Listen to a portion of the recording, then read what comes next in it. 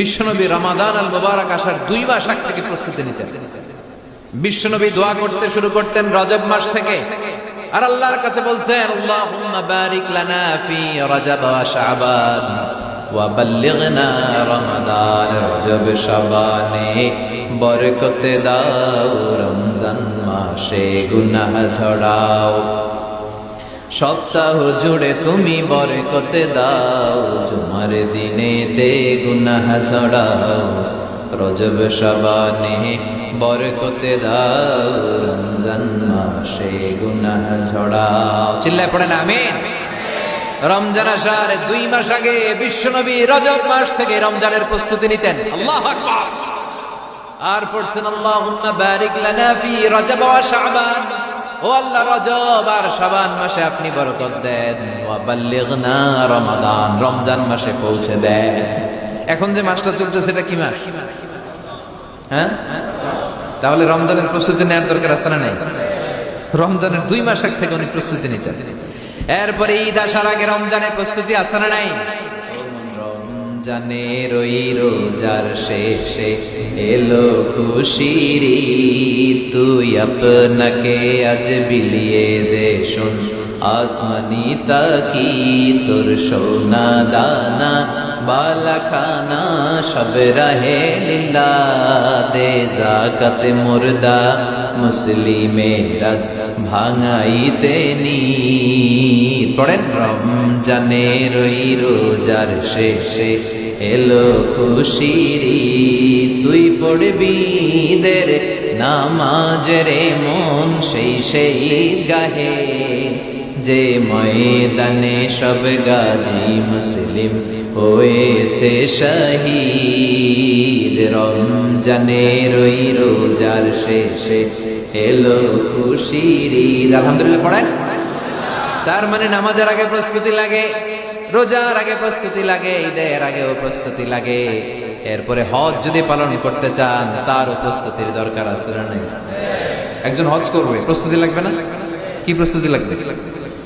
হ্যাঁ, পাসপোর্ট লাগবে, হজের ভিসা লাগবে, তারপরে রেজিস্ট্রেশন করা লাগবে, আশকোনার হাজি ক্যাম্পে প্রশিক্ষণ নেওয়া লাগবে, রিয়াল কিনা লাগবে, ইজার কিনা লাগবে, রিদা কিনা লাগবে, বেল্ট কিনা লাগবে, হজের নিয়ম কানুন জানা লাগবে। ঠিক কিনা? দেখেন, নামাজের আগে প্রস্তুতি লাগে, রোজার আগে প্রস্তুতি লাগে, হজের আগে প্রস্তুতি লাগে, কিন্তু যাকাতের আগে লাগে না। হ্যাঁ, যাকাতের জন্য 1 বছর আগ থেকে প্রস্তুতি নেওয়া লাগে। আপনি কবে নিসাব পরিমাণ সম্পদের মালিক হলেন ডায়েরিতে নোট রাখার দরকার আছে না নাই? এজন্য সব সময় ইবাদত করতে হবে একজনের, তিনি কে? প্রশংসা করতে হবে একজনের, তিনি কে? জিকির করতে হবে একজনের, তিনি কে? বিশ্বনবী বলতেন, লা ইয়াজালু লিসানুকা রাতবান মিন যিকরিল্লাহ, তোমার জিহ্বাটা যেন সব সময় আল্লাহর জিকিরে, আল্লাহর স্মরণে ভিজে থাকে। আবার বিশ্বনবী বলতেন, হাব্বুল কালাম ইলাল্লাহি আরবা, আল্লাহর কাছে সবচাইতে প্রিয় কথা 4টি। কয়টি? সবাই বলেন কয়টি? 1 হচ্ছে সুবহানাল্লাহ, 2 হচ্ছে আলহামদুলিল্লাহ, 3 হচ্ছে লা ইলাহা ইল্লাল্লাহ, 4 হচ্ছে আল্লাহু আকবার। প্রথমটা কি? দ্বিতীয়টা? তৃতীয়টা? 4 নাম্বারটা? আবারও আওয়াজ করে সবাই পড়েন, প্রথমটা কি? দ্বিতীয়টা? তৃতীয়টা? চতুর্থটা? আহাব্বুল কালাম ইলাল্লাহি আরবা, আল্লাহর কাছে সবচাইতে প্রিয় কথা এই 4টা, সবচাইতে প্রিয় কথা। আর এই প্রতিটা কথার ভিতরে আল্লাহর নাম আছে না নাই? দেখেন, সুবহানাল্লাহ আল্লাহ আছে, আলহামদুলিল্লাহ, লা ইলাহা ইল্লাল্লাহ, আল্লাহু আকবার আছে না নাই?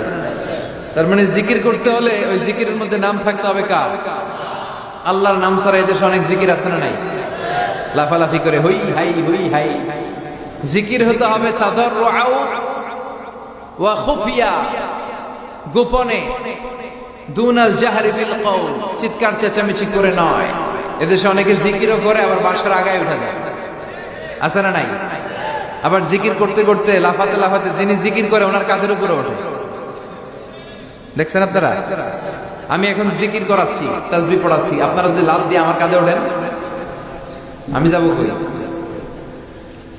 আল্লাহ রাসূল সাল্লাল্লাহু আলাইহি ওয়াসাল্লাম সাহাবাদেরকে নিয়ে তাসবিহ করছেন, জিকির করছেন, কোন সাহাবারা লাফাতে লাফাতে খেজুর গাছের আগায়, এরকম পাওয়া যায়? অথবা সাহাবারা আবেগের চোটে লাফাতে লাফাতে আল্লাহ রাসূলের কাঁধের উপর, এরকম হয়েছে কোনোদিন? তাহলে এইরকম সিস্টেমে হুই হাই করে লাফালাফি করে কোন ধরনের জিকির করা যাবে? জিকির করতে হবে হাতের কড়ায়, গুনে গুনে, ভদ্রভাবে। আব্দুল্লাহ ইবনে আমর ইবনে আল-আস তিনি বর্ণনা করেন, রাআইতু রাসূলুল্লাহ সাল্লাল্লাহু আলাইহি ওয়াসাল্লাম ইয়াকিদু তাসবিহা বিয়ামিনি, আমি আল্লাহ রাসূলকে ডান হাতের গিড়ায় এভাবে আস্তে আস্তে তাসবিহ পড়তে দেখেছি। কোন হাতের গিড়ায়? নাকি বাম হাত? আমরা কোন পন্থী? সব নবীরা কোন পন্থী ছিল? জান্নাতে ঢুকবে কোন পন্থীরা? এজন্য ডানপন্থী হতে রাজি আছেন তো সবাই? ডান হাতের গিড়ায় তাসবিহ পড়বে, রাজি আছেন? এইভাবে ডান হাতটা উঁচু করেন, এই আঙ্গুলটা এই এখানে ধরেন, ধরে এইভাবে পড়বেন সুবহানাল্লাহ সুবহানাল্লাহ সুবহানাল্লাহ। এই আঙ্গুলের গিরা কিয়ামতের দিন আপনার পক্ষে সাক্ষী দিবে। আমরা যেন বেশি বেশি আল্লাহর জিকির করতে পারি, আল্লাহ তৌফিক দাও। আমরা যেন আল্লাহর শুকরিয়া বেশি বেশি করতে পারি, আল্লাহ তৌফিক দাও। বিশ্বনবী দোয়া করতেন, আল্লাহুম্মা জাআলনি সাবুরা ওয়া জাআলনি শাকুরা ওয়া জাআলনি ফি আইনি সাগীরা ওয়া ফি আ'য়ুনিন নাসি কাবীরা। হে আল্লাহ, আপনি আমারে ধৈর্যশীল বান্দা বানান, আল্লাহ আপনি আমারে শুকরগুজার বানান, আল্লাহ আমার চোখে আপনি আমারে ছোট বানান, মানুষের চোখে আপনি আমারে বড় বানান। আমিন পড়েন। আমরা শুকরগুজার হতে চাই, আমরা অভিযোগ করি বেশি, কমপ্লেইন, এটা আল্লাহ আমার দিল না, ওইটা দিল না, এরকম অভিযোগ আছে না নাই? যে অবস্থানে আছে এটাতে খুশি না। এজন্য বিশ্বনবী বলতেন, উনজুর ইলা মান হুয়া আসফালা মিনকা, তোমার চেয়ে যে খারাপ অবস্থানে আছে তার দিকে তাকা, তাহলে তোমার ভালো লাগবে। ওয়ালা তানজুর ইলা মান হুয়া আ'লা মিনকা, তোমার চেয়ে যে ভালো পজিশনে আছে ওর দিকে তাকিও না, যে খারাপ অবস্থানে আছে ওর দিকে তাকাও। তুমি তোমার অবস্থানে থেকে খুশি নও, কিন্তু অনেকে আছে তোমার অবস্থানে পৌঁছার জন্য সে লড়াই করে যাচ্ছে আর সংগ্রাম চালিয়ে যাচ্ছে। তোমার জায়গাটাতে পৌঁছা, যেই জায়গায় বসে তুমি আল্লাহরে গালি দাও তোমার ভালো লাগে না, ওই জায়গাটায় আসা বসা অনেকের কাছে স্বপ্ন, অনেকের কাছে স্বপ্ন। শেখ সাদি রাহিমাহুল্লাহ, ওনার একবার আর্থিক দৈন্যতা যাচ্ছিল। ইরানের বিখ্যাত কবি বালাগাল উলা বিকামালিহি এর রচয়িতা, টাকা নাই, পয়সা নাই, পায়ে দেওয়ার মতো জুতা নাই। তো মনে মনে আফসোস, হায়রে আমি এত বড় কবি, আমার পায়ে দেওয়ার মতো জুতা নেই। তো আফসোস করে ঘর থেকে বেরিয়ে দেখে একজন ভিক্ষুক ভিক্ষা করে, তার দুইটা পাই নাই।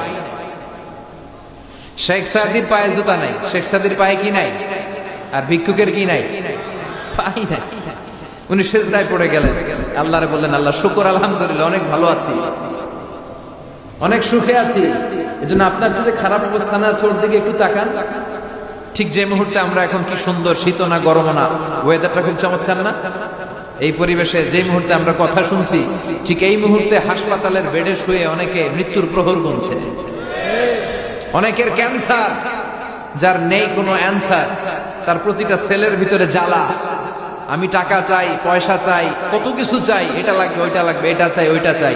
হাসপাতালের ওই ক্যান্সারের রোগীটা কিচ্ছু চায় না, ও শুধু বাঁচতে চায়। ও কি চায়? ও শুধু বাঁচতে চায়। এজন্য চাহিদার কোনো শেষ নাই। আল কানাআতু মিনাল ইসলাম, অল্পে তুষ্ট থাকার নাম ইসলাম। অল্প খাবো, অল্প পড়বো, অল্প জমাবো, অল্পের ভেতরে বরকত দিয়েছে কে? আর সবসময় শুকরিয়া করবো কার? রাজি আছেন তো? আমরা যেন আল্লাহর শুকরগুজার বান্দা হতে পারি, আল্লাহ তুমি তৌফিক দাও। যারা জান্নাতে যাবে আর যারা জাহান্নামে যাবে, তারা কি কখনো সমান হতে পারে? The people of paradise and the people of hellfire, they never be equal, ever.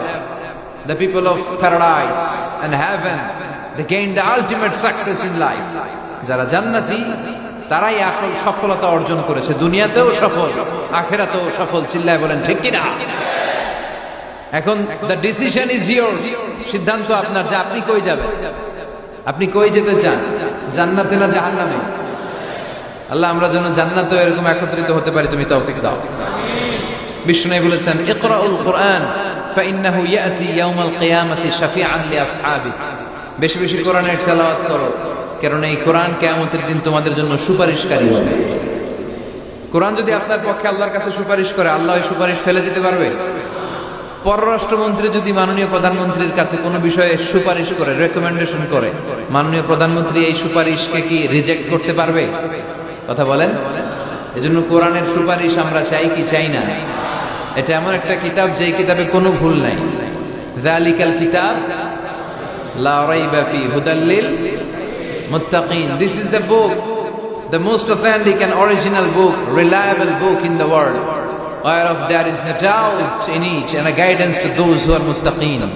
এই বইটা এমন বই যে বইয়ে কোনো ভুল নাই, কোনো সন্দেহ নাই। মুত্তাকিনদের জন্য পথ প্রদর্শনকারী হিসেবে বইটারে নাজিল করেছে কে?